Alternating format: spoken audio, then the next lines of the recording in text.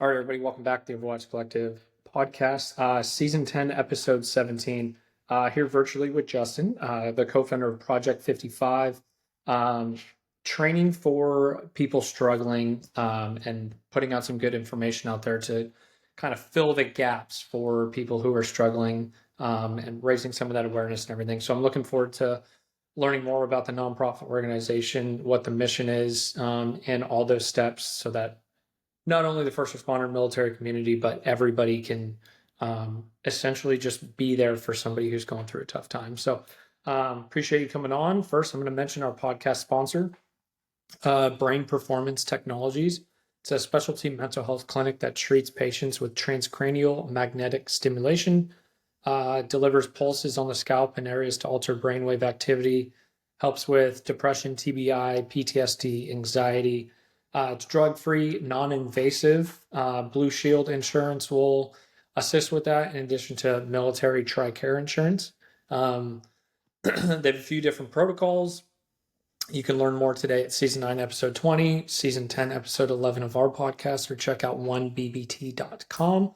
And then as far as our nonprofit goes, we just hit over $337,000 in therapy costs. Over 300 people have gone through us to get connected to our therapists across the country. So appreciate y'all's support, donations, buying merchandise and all that. So keep it up. Thank you very much. Justin, that's enough of me talking. I always like to get that part over with. Thank you for coming on. Tell us a little bit about yourself, where you're from, and then we'll jump into it. Yeah, so I come from California, and so for the better part of my entire life, I've been here, and actually, because we're near Pendleton, obviously with the Marine base so close to us, we have a lot of military families in the area. But for me, this whole journey with mental health actually was something that came about because I had my own struggles. And what's interesting though is when you talk about struggles like PTSD and other challenges people have, I had an incident where there's an accident above my street. I ran to go and try and help the people out of the burning vehicle, wasn't able to save one of the individuals, and then went through my own PTSD throughout that process. And it gave me a much greater appreciation for the first responders out there that do that work day in and day out. And I was fortunate enough to have a firefighter neighbor who had said to me, "Yeah, Justin, this is real. This is what you're going through." And even just the education that I received from him was incredibly helpful to understand what was taking place in my brain, that I wasn't weird, it wasn't that I was a weak man. So just even some of that education was helpful. But over the years, I've also had mental health struggles, and as I worked through those, I started to go and do advocacy work in the arena that I play in. And I would go and give these talks, and people would say, "Oh, it's so great you're talking about this issue." And then they would line up after my talks, and I would have one half of the room of the people that lined up who had lost someone to suicide or someone who was on the edge or really struggling, and the other side who said, "I've actually never really experienced this thing you guys talk about, depression. I don't resonate with it. I can't understand it. I want to help, but I feel like I'm going to say the wrong thing. And so when I see someone struggling, I don't engage in that process." Well, lo and behold, I happen to have an education company and work with a lot of mental health experts. And between the groups of friends I had, they all said, "You've got an education company, you get access to these experts. Why don't you put something together for the everyday person where we can step in and do something in the right way to support our friends, our neighbors, our coworkers?"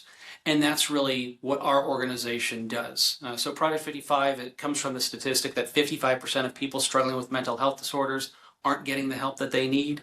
And there's lots of reasons, and I'm sure you've covered that over the years. But we said we want to move that number down.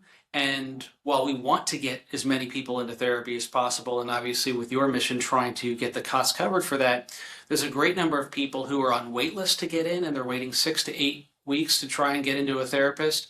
And they need something in the meantime. They need someone to step in and lean in, but we need that person equipped with the right skill set to actually support that individual, refer them the right resources, and provide them with the right guidance. And that's what our training and that's what our organization is designed to do. Sweet. Yeah, I absolutely love that. And I think it's super beneficial to have the training aspect and like a little bit more awareness. I know my wife and I took like an assist class. I forget exactly what it stands for, but we did that out here in Louisiana, and it was so cool and beneficial. And I think that's definitely one of the things that everybody should do, right? Because if you're saying 55% of the people, over half, right, are going through something, Hmm.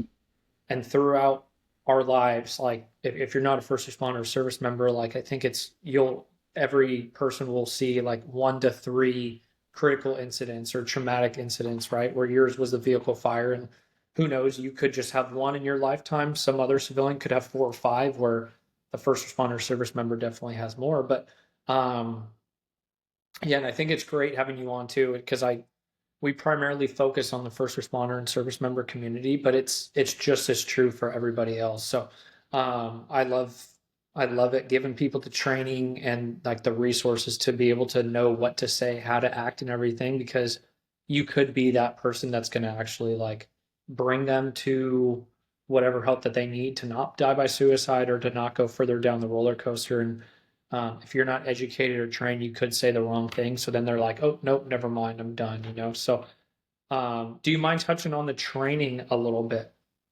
Yeah, sure thing. So we have built it in three parts. So it's a 15-hour training, online self-paced, by the way. It's all completely free.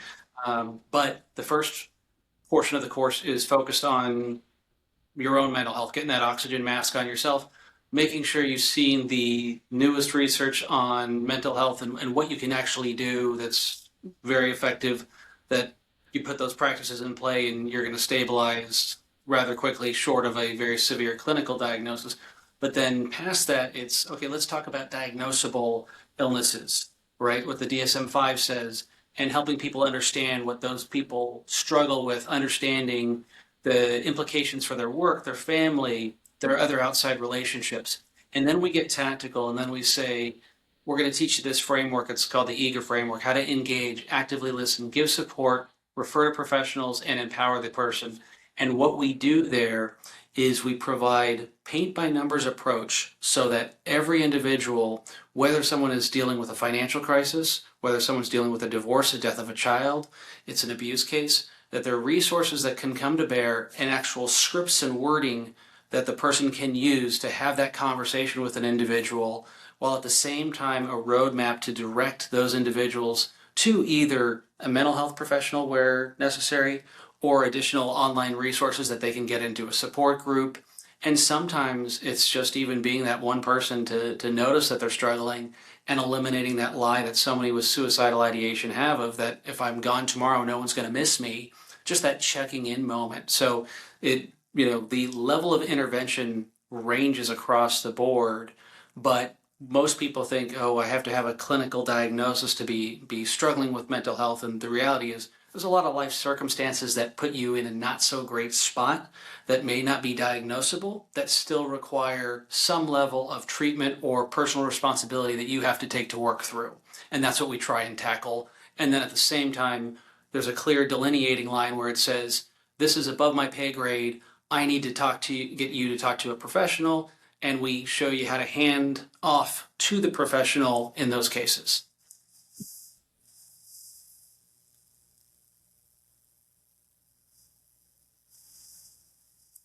I lost you. Can you hear me There now? you are. Yep. We are. Can you touch on the 3 steps one more time, please, just so I could jot those down? Yeah, so the first thing is we're teaching you the mental health steps. What are those daily practices that you can do that are all backed by research to increase the mental health that you have on a daily basis? Next, Hmm. we talk about diagnosable mental illnesses and what you can, as the outside observer, see, and so you have a better understanding and a better empathetic ear for those individuals. And then we get tactical into 14 different real life situations where you can offer that support, and we provide the paint by number strategy to be able to implement that with any individual you come across. Got it. Did you know, do you listen to Harry Styles at all? Yes. You know his song Paint by Numbers? Yep. It's a good one. Wife and I love Harry Styles. All right, very cool. And then how long does it take for somebody to complete this training? I know you mentioned it's at their own pace, which is great, but for somebody to go on the website to sign up for it, like how long till they can Yeah, kind of. it's about 10 to 15 hours, and you can take as long as you want. You're never going to get kicked out of our system.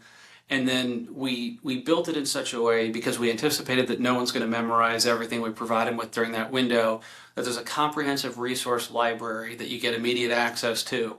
So whether you need to refer to just one section of the training and be able to send an email off to a friend with the link, or if you want to re-go through certain portions of it, we provide that as well. Awesome. Let's see what else you got. Oh man, I know I'm missing something. No, I think the biggest thing for us is really trying to get the word out on what's been, holding people back from getting into therapy, which again, there's limitations there. Obviously, cost is a huge issue, which you guys are tackling. But for us, it's really about getting the neighbors to understand that they have a role in this. And if you talk to any of the therapists, psychologists I've talked to, they all are just chomping at the bit saying, we wish more people were trained in how to support their friends, even though you're not going to be doing certain things. What it allows is the professional to step out of talk therapy mode and move into the real work with individuals versus spending the whole hour on talk therapy of what happened this week. If you have a network, if you have a few friends, if you have somebody else that cares about you and you can download to them, then by the time you get to your therapy session to do the work, you're ready to do the work versus replay your week. Yeah, I like that. I think that's a great approach. And we kind of have something similar with the Overwatch Collective where we have our buddy program on our website. So it's people amongst the first responder and military community. And it's a photo of them, their name, email address, and a bio. And if I've done a podcast with them, then you can also listen to the podcast. But it's essentially on there for anybody in the community that is not ready to like see a therapist yet, but just kind of wants to talk to a stranger who might get it. Say it's a fellow, if you're a firefighter, you can go look on and see a fellow firefighter and reach out to him or her and be like, hey, I saw that you're a fellow firefighter. I'm from this state, whatever. I don't know you, you're a complete stranger, but I saw your profile and you're willing to help. Like, this is kind of what I'm going through. Um, it's kind of just an alternate resource instead of going to your fellow firefighters because you may look, the stigma, right? So you can go talk to a complete stranger to kind of be like, hey, this is what I'm experiencing on calls or this, like, is this normal? Have you gone through this? So it kind of reminds me of that. Yeah, 100%. That's great. Yeah. And then, so, I mean, I know you've been doing this for a few years now. What's your opinion on the stigma of mental health, across the board? Are you seeing the stigma being reduced or where are you at? On stigma, I think it's still a big challenge across the board. I think, candidly, one of the challenges is that when we look at the mental health issue, people assume that once you have a mental health issue, you've always got one. That commonly comes across. And what a common mistake that happens is when you intervene and you check in on somebody, you start treating them differently, like they're wounded or broken, versus not changing the habits. You still invite them out to do the things. You still keep them included in the environment. They're not suddenly more fragile on a permanent basis. And I think that is where we run into some of the problems as we see greater efforts amongst the community to lean in, is we have to make sure that we don't put that person in a box and recognize they can go through a period of depression that may last 6 months and they may never even see a therapist and it could self-resolve, or they may need to see a therapist for 6 months or a year, and now they've moved on and they've overcome and worked through whatever issue. And if we short circuit that by all of a sudden excluding them because we're concerned that they wouldn't be able to handle something, or we're concerned about their anxiety, their depression, etc., then what happens is that individual is disconnected from the community that they have, and now they've taken 2 steps back. Got it. Yeah, makes complete sense. Yeah, I mean, I think there's definitely like especially for our male uh, community, right, where it's like I'm supposed to be the big tough dude, the macho cheese I'm the man of the household. Um, and then it's even worse in our first responder military community. I do see it getting better, and I'm glad to know that there are organizations out there like Project 55 and all these other ones, and people coming on to do podcasts to talk about the struggles that they went through or their tough time, and then being like, hey, I went to therapy and it was amazing and it helped me. And I think the more and more people that hear that, it kind of just normalizes that, hey, everybody's got their own shit. Um, and like there's help out there. Like we want people to be able to work on it to get the right resources, ultimately to reduce suicides. That's our entire mission. So 100%. yeah. Sweet. And then that I mean I don't really have much else for you. Where can people go to learn more about Project 55, to sign up for the training, to get in touch with you, et cetera? You want to throw that out there? Yeah, they simply go to project55.org. And if they're interested in the training, they simply just first name, last name, email. They'll get immediate access to the training. And if they ever want to reach out, my email address is justin@project55.org. And always happy to answer questions about the program or otherwise. And yeah, just grateful for the opportunity here.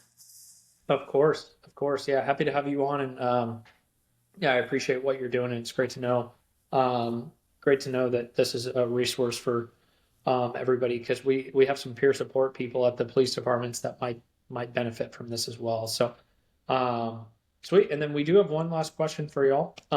So our motto at the Overwatch Collective is one more is one less. You already kind of touched on it, which a lot of people do, where it's like, hey, we just want to help one person, etc. Um, so our motto of one more is one less is kind of like, hey, if we can help one more person, it could be one less suicide, divorce, substance misuse, internal affairs investigation, um, all that kind of stuff. So what we do is we ask our guests at the end of every podcast what one more is one less means to them. I think it's very much along the lines of what you're thinking. It's one more person that goes home to their family at the end of the night, and one less funeral that people have to go to. As simple as that. Yeah, I like it. Cut and dry. It's perfect. Sweet. All right, Justin. Well, once again, I appreciate the work that you're doing. I appreciate you coming on. I think this is good to get the awareness out there, not just for our community specifically, but for everybody as well. So I hope that this reaches a few people and gets them to y'all's website, complete the training, and then we'll have more people out there trained and ready to assist. Awesome. Thank you so much. Great, of course. All right, everybody. Hope you enjoyed season 10, episode 7 with Justin from Project 55. Take care, everybody.